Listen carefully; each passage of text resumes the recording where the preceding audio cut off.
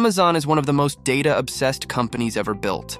They measure everything: click rates, conversion rates, return rates, the temperature of their warehouses, the exact number of seconds it takes a customer to complete a purchase. Jeff Bezos built an empire on knowing exactly what his customers wanted before they did. So how did that company spend 2 years and an estimated $170 million building a phone that almost nobody wanted? This is the story of the Amazon Fire Phone, and it is one of the most fascinating failures in the history of technology. Part 1. Amazon before the phone. By 2012, Amazon was already extraordinary. They had built the world's largest online retailer from a garage in Seattle. They had launched AWS, Amazon Web Services, which was quietly becoming the backbone of the internet.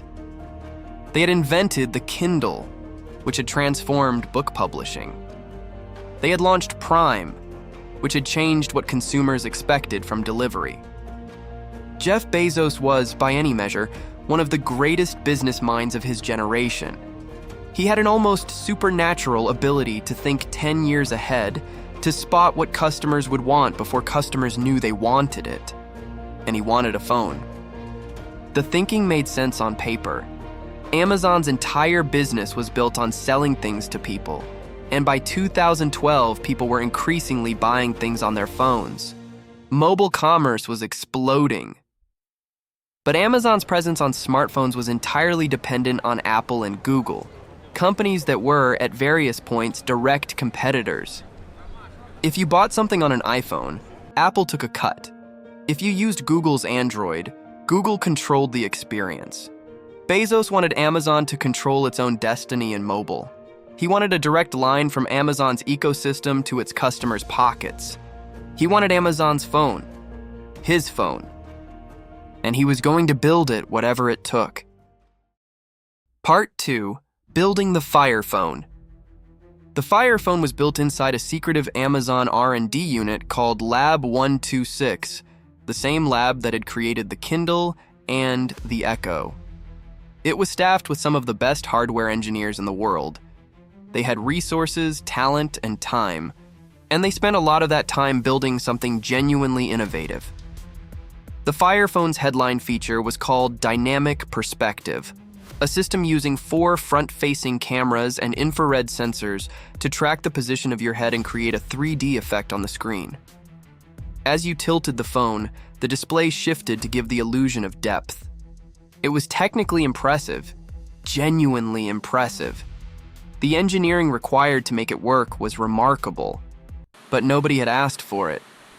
The other signature feature was called Firefly. Point your phone camera at almost anything. A product, a barcode, a piece of music, a TV show, and Firefly would identify it and link directly to its Amazon listing so you could buy it immediately. Again, technically clever, but notice what it does. Every feature of the Fire Phone was ultimately designed to make it easier for you to buy things from Amazon. Dynamic Perspective was a party trick. Firefly was a shopping tool. The phone's entire identity was built around Amazon's commercial interests, not around what users actually needed from a phone. This is where the story gets really interesting. Multiple former Amazon engineers who worked on the Fire Phone have since spoken about what development was like, and a pattern emerges. Jeff Bezos was deeply personally involved in the Fire Phone. He attended design reviews, he gave detailed feedback, he pushed teams toward specific features, particularly dynamic perspective, which was reportedly his personal obsession. And when Bezos was obsessed with something, Amazon teams knew what that meant. You found ways to make it work. You did not go into a meeting with Jeff Bezos and tell him his favorite idea was a mistake. Amazon had built a culture of rigorous data-driven decision-making, famous for its 6-page memos, its working backwards process, its customer obsession. But on the Fire Phone, the most important data point in the room was what Jeff Bezos wanted. Part 3. The launch. June 18, 2014. Amazon launched the Fire Phone on June 18, 2014. Bezos took the stage himself, something he rarely did for product launches. He was clearly excited. The presentation was polished, confident, exactly what you would expect from a company that knew how to launch products. The Fire Phone was priced at $199 with a 2-year AT&T contract, the same price as a flagship iPhone or Samsung Galaxy. It ran a heavily modified version of Android that locked you into Amazon's ecosystem. No Google Maps, no Gmail, no Google Play Store, which meant a dramatically smaller library of apps. Reviews were mixed at best. Tech journalists appreciated the engineering behind Dynamic Perspective, but almost universally questioned why it existed. The Firefly feature got some positive coverage, but felt gimmicky. The lack of Google services was a serious problem for anyone used to the Android ecosystem. In its first month, the Fire Phone sold an estimated 35,000 units. To put that in context, Apple sold 9 million iPhones in its first weekend after a new launch. Samsung's Galaxy S5 sold 11 million units in its first month, 35,000. Amazon quietly cut the price from $199 to 99 cents, not $99, 99 cents, within 3 months of launch. It was one of the most dramatic price collapses in consumer electronics history. By September 2014, Amazon had taken a $170 million write-down on unsold Fire Phone inventory. The phone was discontinued in August 2015, just 13 months after launch. Part 4. Why it failed. The easy explanation for the Fire Phone's failure is the product itself.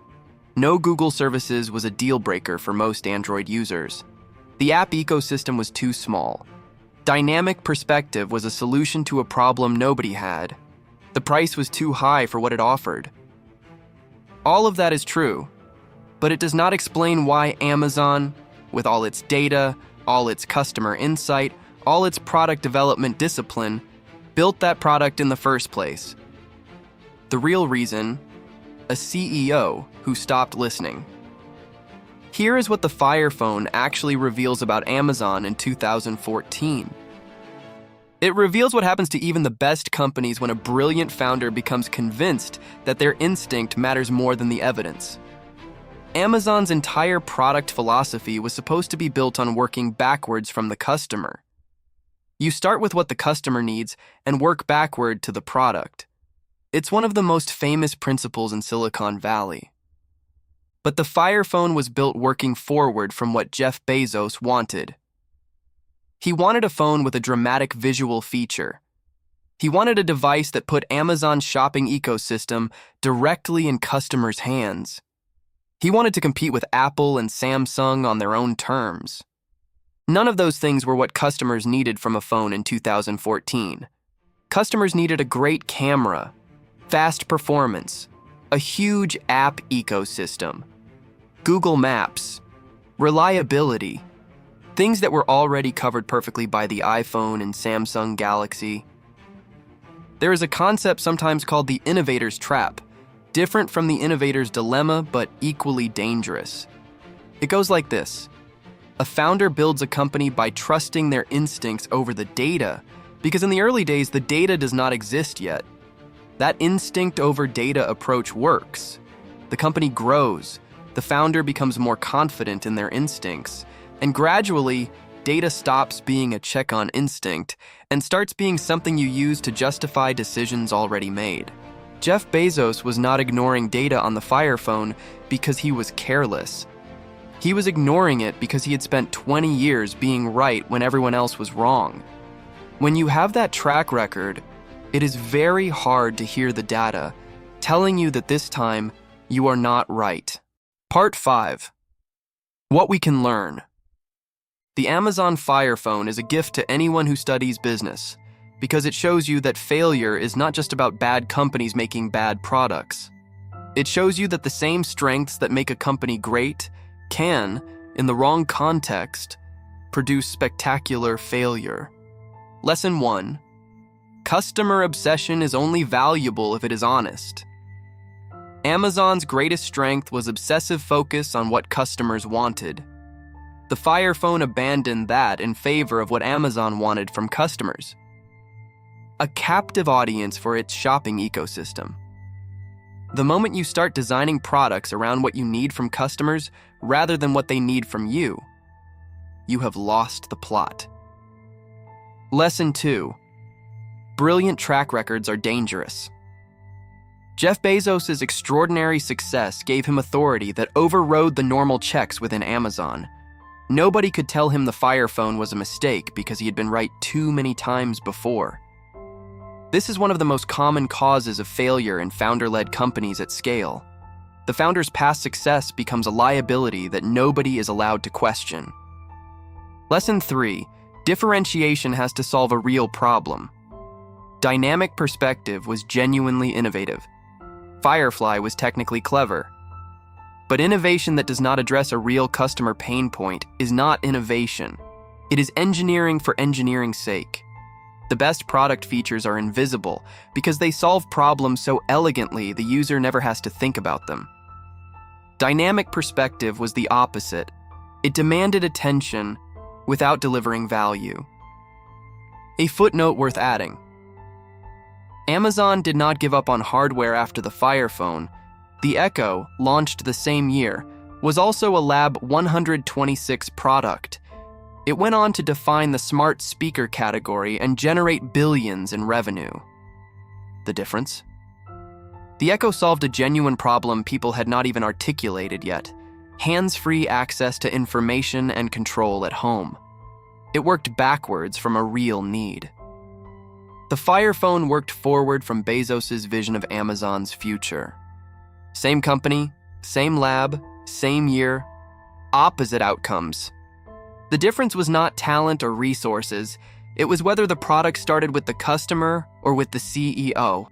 The Amazon Fire Phone lasted 13 months. It cost $170 million to write off, and Jeff Bezos barely mentioned it publicly again.